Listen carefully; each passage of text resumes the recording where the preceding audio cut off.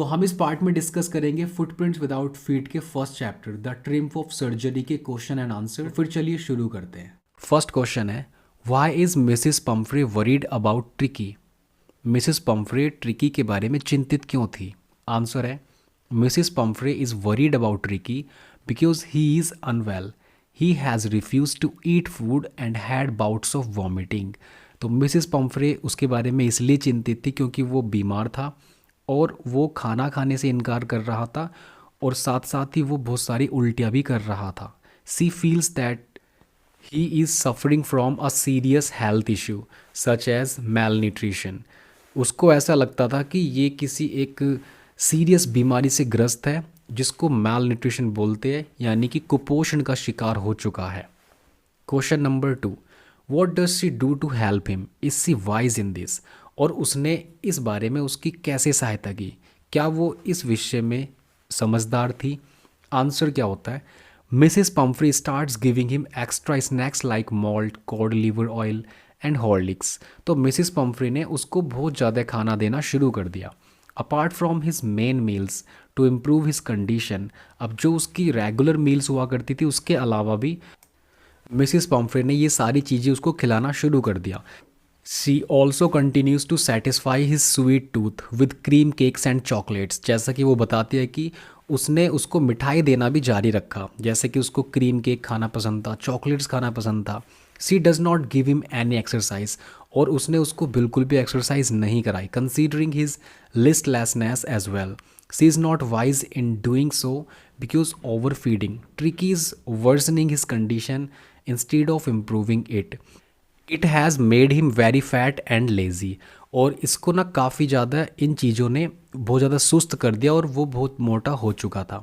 तो इस बारे में मिसिस पम्फ्रे बिल्कुल भी समझदार नहीं थी, क्योंकि उसको ज़्यादा एक्सरसाइज देने की बजाय वो बहुत सारी ऐसी चीज़ें खिला रही थी जिससे कि उसकी कंडीशन और ज़्यादा ख़राब हो चुकी थी। चलिए नेक्स्ट क्वेश्चन की बात करते हैं। Question number 3, who does I refer to in this story? अब क्योंकि इस चैप्टर के ऑथर ही जो है वो मिस्टर हेरॉइट है, तो I refers to the narrator mister James Herriot, a veterinary doctor. यहाँ पर डॉक्टर ही ऑथर है इस चैप्टर के, वो ही राइटर है इस चैप्टर के, और वो ही यहाँ पर आई को रेफर करते हैं, मिस्टर जेम्स हेरॉइट। क्वेश्चन नंबर 4 की बात करते हैं। Do you think it is a real life episode और मेयर फिक्शन, और is it a mixture of both? तो क्या आपको लगता है कि रियल लाइफ एपिसोड है या फिर कोई फिक्शन है या फिर उन दोनों का मिक्सचर है? देखते हैं क्या answer. The story seems to be a mixture of both. इस स्टोरी को पढ़कर ऐसा लगता है कि जैसे इसमें दोनों चीज़ें मिक्स है। ये रियल लाइफ एपिसोड भी है और फिक्शन भी है। It may be possible for rich persons to overfeed their pets due to love. और ये बहुत संभव बात है कि जो अमीर लोग होते हैं उनके पास काफ़ी पैसा होता है तो वो अपने पैट्स को इस तरह की चीज़ें खिलाना पसंद करते हैं। It is not unusual for them to maintaining a vast wardrobe for them either. और उनके लिए ये भी कोई बड़ी बात नहीं है कि वो अपने डॉगीज़ के लिए बहुत ज़्यादा केयर करते हैं या उनके लिए एक वार्ड्रोब रख सकते हैं कपड़ों की, या फिर उनके जो बहुत केयर करने के लिए अच्छे अच्छे टॉयज़, खाना खिलाने के बर्तन रख सकते हैं। ये भी एक यूजुअल बात है। But it is unlikely for a veterinary doctor to go out of the way and lie in order to save an animal. तो ये एक थोड़ी अजीब बात लग रही है कि एक ऐसे डॉक्टर जो कि एक काफ़ी अनुभवी डॉक्टर है, वो खुद जा कर के इस तरह से जानवर को, जो डॉगी को वो बचाते हैं, झूठ बोल करके, और उनको ये बताते भी नहीं है कि उन्होंने उसकी सर्जरी की है, या फिर उनको सिर्फ इस तरह से अंडर ऑब्जर्वेशन रख करके उन्होंने ट्रिकी का इलाज किया था। It is also unusual for any one two consume food which is given in the name of a pets health. और ये भी एक अजीब सी बात है कि जो खाना एक पैट के लिए आता है उसको इंसान खा रहा है। तो इसमें दोनों का ही मिक्सचर लगता है। ये फिक्शन भी है और ये रियल लाइफ एपिसोड भी है। नेक्स्ट क्वेश्चन की बात करते हैं। Question number 5, do you think that there are also parents like Mrs Pumphrey? Answer है yes, there are some parents like Mrs Pumphrey who spoil their children by pampering them. तो क्या आपको लगता है कि कुछ ऐसे पेरेंट्स भी हो सकते हैं जैसे कि मिसिस पम्फ्रे की तरह? बिल्कुल ऐसे पेरेंट्स हैं। अब जिनके पास पैसा होता है कि तो वो अपने अपने चिल्ड्रन के ऊपर पैसा स्पेंड करना उनको अच्छा लगता है, तो वो लाड़ प्यार में उनको इस हद तक बिगाड़ देते कि वो बहुत ज़्यादा पैसा उनको दे दिया करते पॉकेट मनी के लिए। दे ओवर फीड देयर चिल्ड्रन, और ना कि सिर्फ पैट्स को, वो अपने बच्चों को भी क्या है ओवर फीड कराते हैं, despite being aware of the harmful effects on their health. इसके बजाय कि वो उनकी हेल्थ पर ध्यान दे, वो लाड़ प्यार में उनको खिलाना पिलाना पसंद करते हैं। Parents like Mrs Pomfrey should maintain a healthy life style of their family and pets. तो इस तरह के जो पेरेंट्स जैसे कि मिसिस पम्फ्रे थी, इस तरह के पेरेंट्स को थोड़ा ध्यान रखना चाहिए अपने पैट्स का या फिर अपने बच्चों का, उनकी लाइफ स्टाइल का। Question number 6, what would you have done if you were in the narrator's place. तो अगर आप नैरेटर की जगह होते आप क्या करते।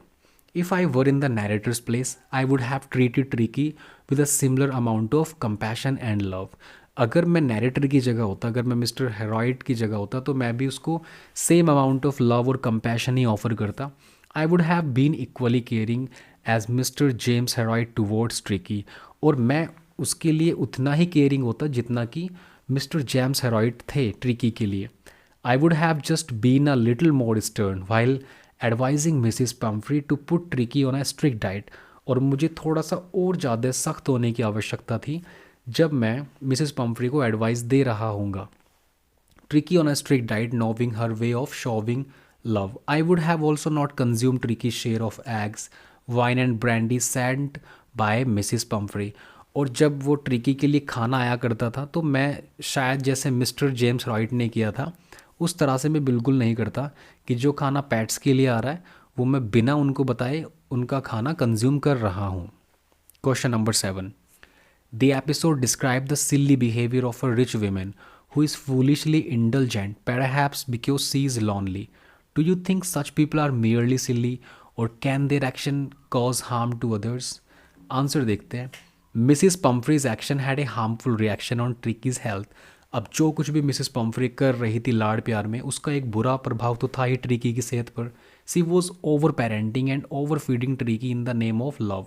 वो लव के नाम पर उसको ओवर पेरेंटिंग दे रही थी, ज़्यादा केयरिंग कर रही थी, ज़्यादा पैम्परिंग कर रही थी और उसको खाना भी ज़्यादा खिला रही थी। This worsen his condition to an extent that he had to be hospitalized, और इसी कारण उसकी जो हालत इतनी ख़राब हुई कि उसको हॉस्पिटल में भर्ती कराना पड़ा। लगभग 15 दिन तक उसको डॉक्टर की नज़र में रखा गया। People like Mrs Pumphrey are not just merely silly but their actions can definitely have dangerous consequences for others. अब इस तरह के जो लोग हैं, जो मिसिस पम्फ्री जैसे लोग हैं, वो सिल्ली नहीं होते, बट हाँ उनके एक्शंस जो है वो काफ़ी गहरा, काफ़ी खतरनाक प्रभाव डाल सकते हैं दूसरों पर। तो इस तरह से इस चैप्टर के क्वेश्चन आंसर हम कंप्लीट कर लेते हैं। इन 7 क्वेश्चंस को आप रेडी कीजिए, आप इनकी लिख कर प्रैक्टिस कीजिए, क्योंकि जब आप लिखना शुरू करते हैं तो आपको ना चैप्टर की अंडरस्टैंडिंग होने लगती है। तो आप चैप्टर रीडिंग करने के बाद इन क्वेश्चंस को मेमोराइज़ कीजिए और ख़ुद से लिखने की कोशिश कीजिए। Thank you very much. मैं फिर आपको एक नेक्स्ट चैप्टर में मिलूँगा, तब तक के लिए take care and bye bye.